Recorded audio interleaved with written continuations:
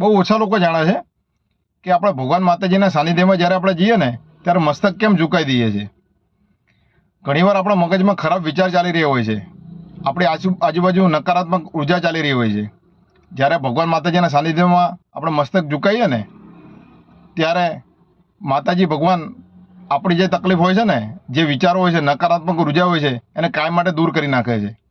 અને જ્યારે આપણે ઊભા થઈએ ને ત્યારે આપણી આજુબાજુ એક હકારાત્મક ઉર્જા હોય ને એવું આપણને અનુભવ થાય છે. અને આપણે આ કાયમ કરતા રહીએ ને તો આપણને દુઃખની અનુભૂતિ થતી નથી.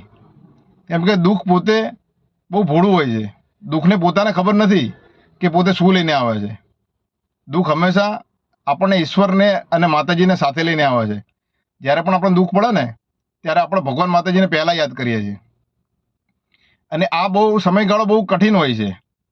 આ સમયગાળામાં આપણે કોને પસંદ કરવા ને એ આપણા ઉપર હોય છે. જો આપણે ભગવાન માતાજીને પસંદ કરીએ ને તો આપણા માટે કાયમ માટે દુઃખ ગાયબ થઈ જાય છે. અને જો આ સમયગાળામાં આપણે જો દુઃખને પસંદ કરીએ ને તો આપણા માટે ભગવાન માતાજી કાયમ માટે ગાયબ થઈ જાય છે.